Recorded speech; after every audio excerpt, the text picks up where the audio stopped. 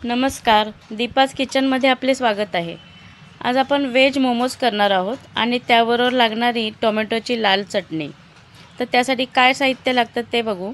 इथे मी कोबी असा बारीक करून घेतला चॉपरमध्ये, एक गाजर बारीक किसून घेतले आहे, एक कांदा चिरलेला, सगळे खूप छान असे बारीक चिरून घ्यायचे। अशा प्रकारे तुम्ही मोमोज घरी केले तर बाहेरचे मोमोज कधीच खाणार नाही, इतके हे छान असे मस्त होतात। हे आले बारीक चिरलेले, 2-3 लसूण पाकळ्या चिरून घेतल्या आणि एक हिरवी मिरची। आता इथे मिरची तुम्ही तुमच्या आवडीप्रमाणे कमी जास्त करू शकता। तिखट आवडत असेल तर मिरची थोडी जास्त वापरली तरी चालेल।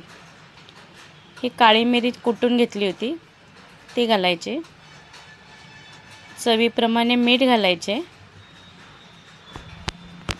आणि अगदी थोडीशी पाव चमचा साखर घालायची। साखरेने खूप छान चव येते। आता हे सगळे मिक्स करून घ्यायचे आणि यामध्ये जर पनीर असेल तर ते बारीक किसून घालायचं। खूप छान अशी चव येते ह्या भाजीला पनीरमुळे पण। आता अशा प्रकारे हे सगळे एकत्र करून घ्यायचे, मिक्स करून घ्यायचे आणि मिक्स केले की आपल्याला यातलं पाणी काढायचं आहे।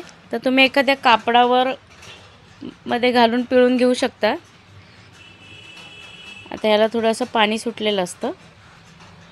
आता मी कापडावर न घालता ही अशी जी पुरणाची जाळी असते त्याच्यावर ही भाजी टाकली, त्यामधलं जे पाणी असतं ते खाली निथळून जातं। आता हे अशा प्रकारे भाजी चाळणीवर टाकून ठेवली। आता हे वरचं जे आवरण असतं त्यासाठी 1 वाटी मैदा घेतला आहे, थोडेसे मीठ घालायचं, खूप मीठ घालायचं नाही याला, आणि थोडं थोडं पाणी घालून हे पीठ छान भिजवून घ्यायचं। घट्ट भिजवायचं, पातळ मळायचं नाही। असे मोमोज करून बघा आणि कमेंट करून सांगा मला कसे झालेत ते।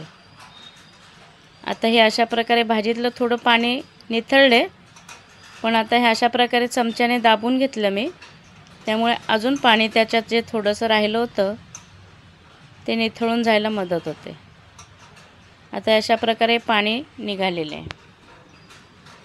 आता या मळलेल्या मैद्यामधला एक गोळा घेतला, तो अशा प्रकारे लाटून घेतला।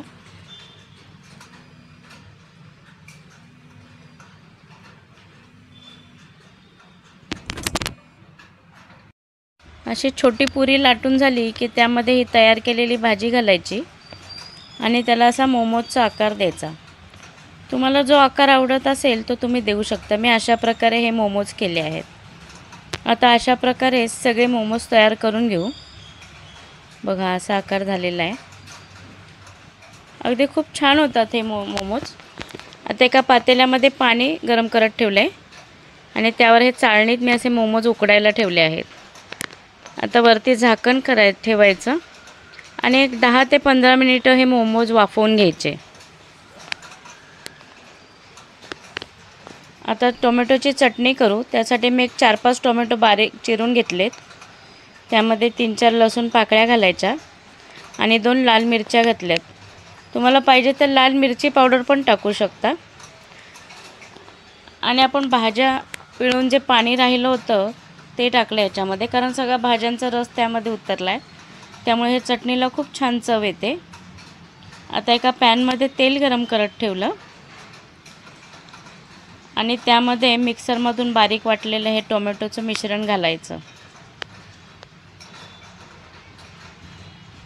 अशा प्रकारे टोमॅटोचं मिश्रण घातलं, थोडेसे चवीप्रमाणे मीठ घातले, सगळे छान मिक्स करून चटणी अशी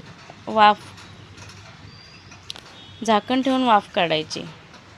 एक 10 ते 15 मिनिटं चटणी चांगली शिजवूनच घ्यायची। ही चटणी पण खूप छान होते।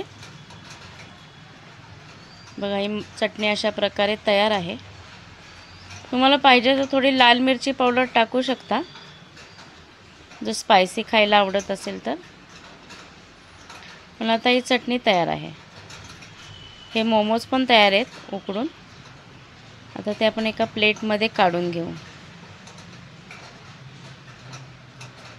अशाच प्रकारच्या सोप्या रेसिपीसाठी चॅनलला लाईक, शेअर आणि सबस्क्राईब